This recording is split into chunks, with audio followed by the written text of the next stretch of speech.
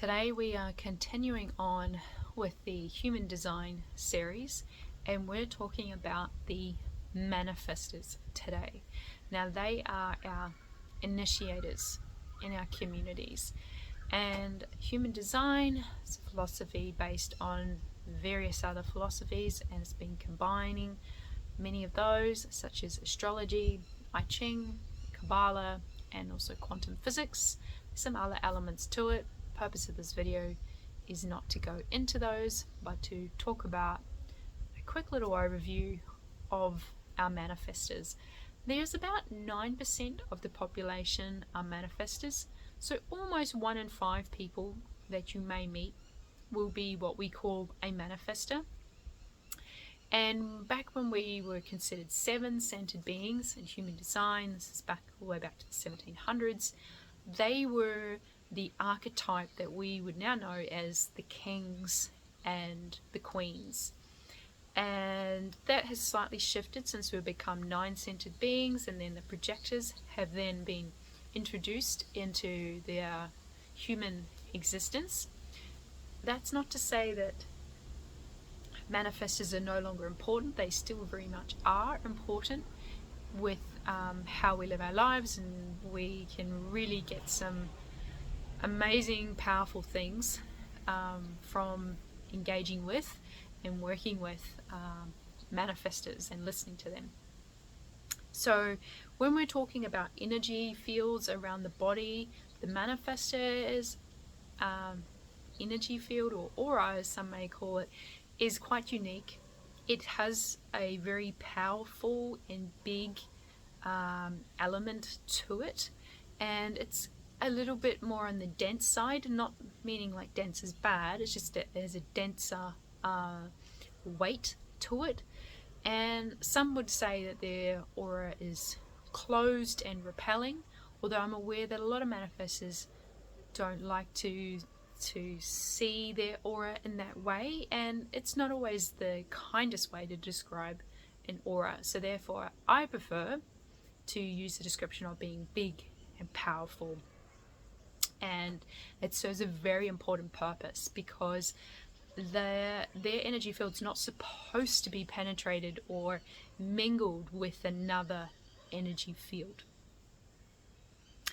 Because of their power and their uniqueness in a certain way, they are often guided to, or recommended, or advised to inform others of what it is that they're going to do before they do it, if that thing, that action or their way of being involves others.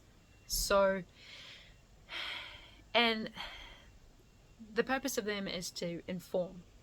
It's not for someone to guide them or to tell them what to do going forth.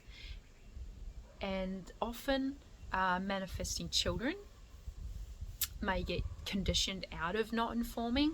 Like they may have informed that they were going to do something, and then it hasn't been received very well, or the response hasn't been very well from their peers or their parental figures or family and other members in their community. But when manifestors can decondition themselves out of that, and they start using their informing activities, their informing abilities, they may start to see shifts and changes of those around them. Now, the energy of a manifestor is often absorbed by others in a certain way, and so for them, sorry, I've just been bitten by something. Apologies. That was kind of painful. I'm living in a little cabin at the moment. So yeah, so they must be quite selective and discerning about who and where they give their energy to, because they're also not a sacral being. So when we're talking about human design, the manifesting generators and the generators are what we consider the sacral beings, whereas the manifestors, reflectors and projectors are not sacral beings, and rest is more important for them. They don't tend to have an infinite source of energy. So going back to the informing part of manifestors, that can assist with them forming trust with others.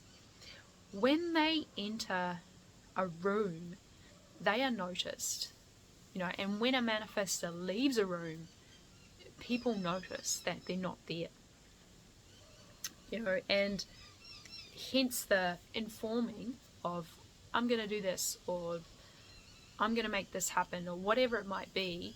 It's to let others know, like, hey, some big shifts and changes are going to happen. You can't say I haven't told you. This is what's happening. And that can just sort of help keep others in the loop, so they can shift and change and adjust with what's going to happen. And a good thing to remind manifestors when they're engaging with, are they living in their design? Are they not living in their design? Their emotional barometer is peace and anger. So if they're feeling peaceful, they may feel like they're living in their design. But if they're feeling anger, it's most likely a sign that they're not living in their design. They're letting others tell them what to do, or they're telling other people what to do, and then those people are whatever with that. Or, just because you're a manifestor and you can manifest doesn't mean that everything is to be manifested or to be initiated or to be brought in, because they, again, also have their own body authority. So there's 3 types of body authorities that a manifestor can have. There's a splenic, which is very fast, but also very quiet body authority. There's an emotional body authority, and there's what we might call the ego or the heart body authority. Now, I'm not going to go into how these 3 work for a manifestor. Again, these are authorities. You can be a projector with these authorities, and that could be different how you work with them. And then again, you could be a generator or a manifesting generator, and you could have an emotional authority, and they too work differently than a manifestor or a projector with an emotional authority. So a manifestor would usually experience, when they're in their design, they would usually experience quite large bursts of energy. It could be for a day, it could be for a couple of weeks, it could even be for a couple of hours. And then they will go through cycles of rest. And it's quite important for them to surround themselves, obviously, with sacral beings that can carry on particular projects if they're having to get others involved with what it is they're doing to carry it on. And obviously, so manifesting generators are probably better in certain ways than manifesting generators to carry on a manifestor's project. I won't go into the reasons here. And then obviously also finding projectors that are going to help guide the vision of the what it is that the manifestor has manifested, and then guide the generators or manifesting generators to align with the vision. The projector may not necessarily work directly with the manifestor. They usually work better directly with the generators and the manifesting generators in that sense. So yeah, and the purpose of that is so that it can be done very efficiently and effectively as well. As a projector, if I have tried to engage with guiding manifestors, it's not always received very well, and I'm still learning how do I work with manifestors, because my role is to guide and they are not to be guided. So yeah, I'm still learning that, and I'll let you know when I've had some more developments on that.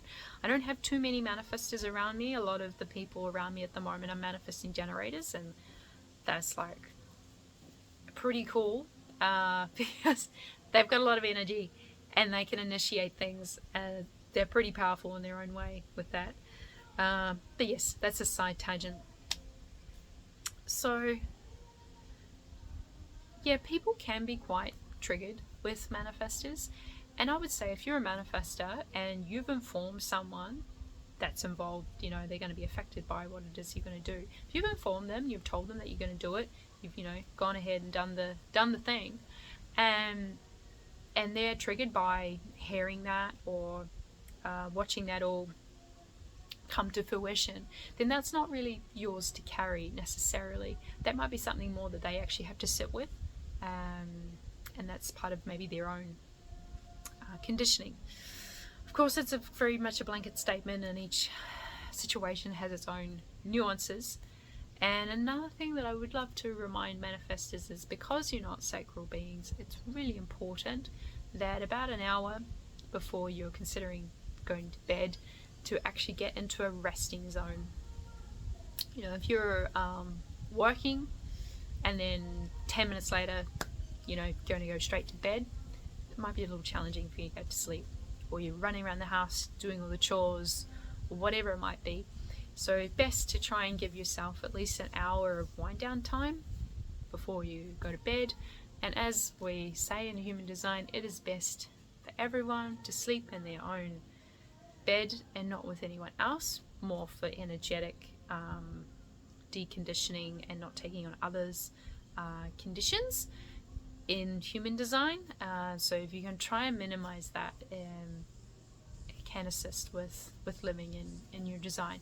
And it's not necessarily something you have to do forever. It could be just a period that you have to go through so that you're able to recognize like what's yours, and also build up tools so that you're not being affected by the person that you're sharing your bed, or persons. You might have little ones that share your bed.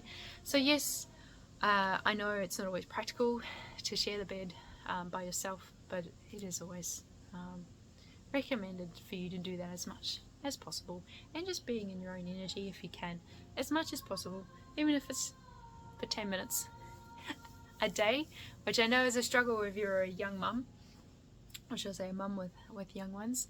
And yeah, so stay tuned for the next one. We're going to go through the last type, and then we'll start getting into more of the nuances of human design.